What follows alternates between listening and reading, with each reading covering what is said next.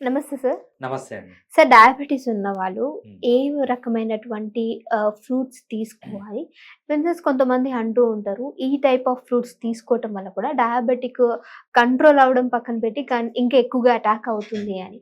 So, ఆ fruits ఏంటివంటారు sir?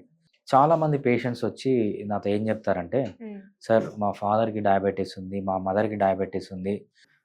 నాకిప్పుడు age 30, 40 నాకు ప్రస్తుతానికైతే డయాబెటిస్ లేదు. హ్మ్. కాకపోతే మా ఫ్యామిలీ హిస్టరీలో ఉంది కాబట్టి నాకొచ్చే మేము అవకాశం ఉందంటారా? వచ్చే అవకాశం ఉంది.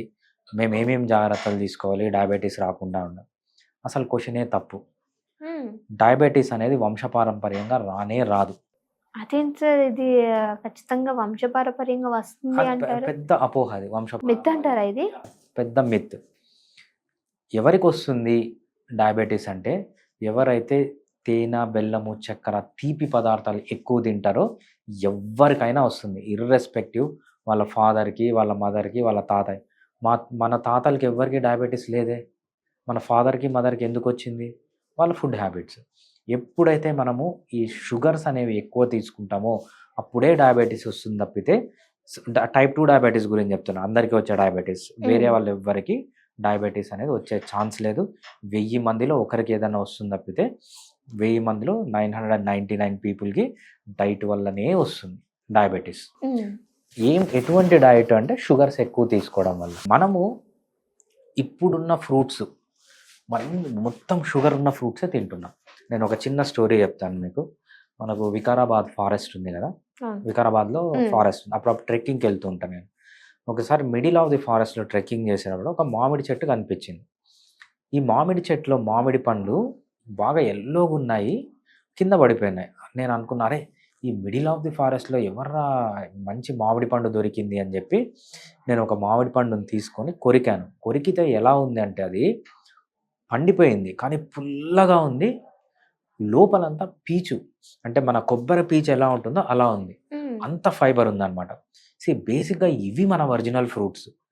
ఈ హ్మ్. ఫ్రూట్స్‌ని మనోళ్ళు తీసుకొనొచ్చి, దాన్ని జెనెటిక్‌గా మోడిఫై జేసి, దాంట్లో ఉన్న ఫైబర్ మొత్తం తీసేసి, దాంట్లో షుగర్ ఎక్కువ పెట్టేసి, అంటే జెనెటికల్‌గా మోడిఫై జేసి దాన్ని సెలెక్టివ్ బ్రీడింగ్ అంటారనమాట. ఈ సెలెక్టివ్ బ్రీడింగ్ టెక్నిక్ ద్వారా మంచి పదార్థం అంతా దాంట్లోంచి తీసేసి, చెడు పదార్థం అంతా దాంట్లో పెట్టారు. షుగర్స్ అన్నీ డంప్ ఓకే. జేశారు.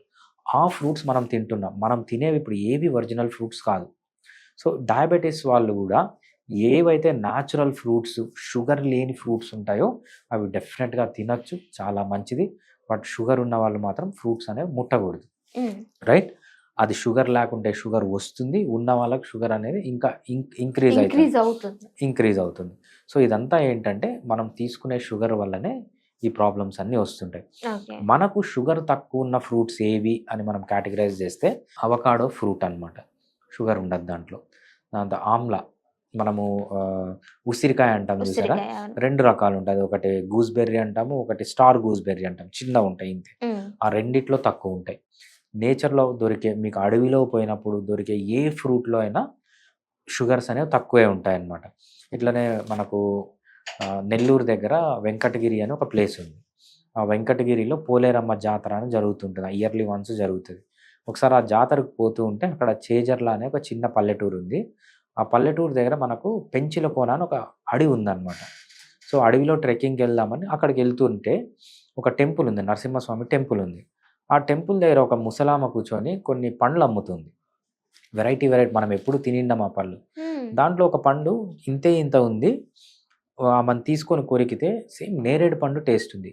హ్మ్. స్వీట్ లేదు గానీ మొత్తం వగరుందనమాట. ఆమెను అడిగాను ఏంటమ్మా ఇవి అంటే, సార్ మేము అడవిలోంచి తీసుకొనొచ్చిన నేరేడు పండ్లు సార్ అంటే, అది ఇంతే ఇంత ఉంది.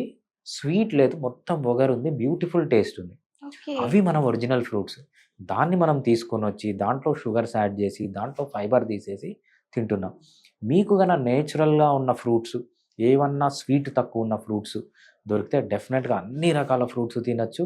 హ్మ్. దాంతో పాటు మనకు కామన్‌గా దొరికే ఫ్రూట్స్‌లో దేంట్లో షుగర్ తక్కువుంటుందంటే బెర్రీస్ అంటాం. స్ట్రాబెర్రీ గానీ, మల్బెర్రీ గానీ, గూస్‌బెర్రీస్ గానీ వీటిలో షుగర్స్ అనేవి తక్కువుంటాయి. మనకు షుగర్‌లో 2 రకాలుంటుందన్నమాట. గ్లూకోజ్ అంటాం, ఫ్రక్టోజ్ అంటాం. Fructose is more dangerous than glucose. Okay. Fructose 0 almost 0 ఉన్న ఫ్రూట్స్ ఇవన్నీ అన్నమాట. ఏవి హ్మ్. మనకు strawberry, mulberry, blackberry, blueberry, berries అంటాం కదా! ఇవి బాగా మనము తీసుకోవచ్చు అనమాట.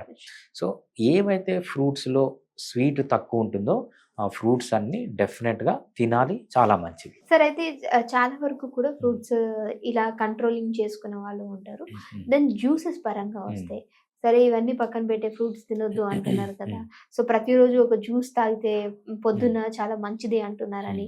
సో ఈ డయాబెటిక్ ఉన్న వాళ్ళు జ్యూస్ తీసుకుంటున్నారు, తీసుకోవచ్చు అంటారు. యా, మనము జ్యూస్కి ఫ్రూట్కి కంపేర్ చేస్తే ఫ్రూట్ అనేది 80% డేంజరస్ అయితే జ్యూస్ అనేది 100% డేంజరస్. ఓకే. ఒక ఫ్రూట్ ఉంది, ఆ ఫ్రూట్లో మనం హ్యాజ్ ఎ హోల్ తీసుకున్నాం అనుకోండి, దాంట్లో మినరల్స్ వస్తాయి, విటమిన్స్ వస్తాయి, ఫైబర్ వస్తుంది, ఫైటోకెమికల్స్ వస్తాయి, అన్నీ వస్తాయి, రైట్? అది 80% డేంజరస్. అదే మీరు బాగా దాన్ని జ్యూస్ చేసి ఫైబర్ తీసేస్తారు, దాంతోపాటు మినరల్స్ వెళ్ళిపోతాయి, విటమిన్స్ వెళ్ళిపోతాయి, ప్యూర్ షుగర్ తాగుతున్నారు. మనకు కొంతమంది ఉత్త జ్యూసే తాగుతారా, దాంట్లో మళ్ళీ షుగర్ వేసుకుంటారు. షుగర్ యాడ్ చేసుకున్న juice is more dangerous than whole fruit అనమాట. హోల్ ఫ్రూట్ అనేది మనకి 80% డేంజరస్ అయితే దాని జ్యూస్ అనేది 100% డేంజరస్. దీంట్లో ఉన్న మంచు కూడా మొత్తం పోయింది, ఏదో కొద్దిగా మంచు ఉంది దీంట్లో, అది కూడా పోయింది. ప్యూర్ షుగర్స్ తీసుకోవడం అనేది చాలా మంచిది కాదనమాట. ఎప్పుడే కానీ ఫ్రూట్ జ్యూసెస్ తీసుకోవడం మంచిది కాదు, యాజ్ ఎ హోల్ ఫ్రూటే తీసుకోవాలి. Okay, thank you so much sir. Yeah, thanks అండి.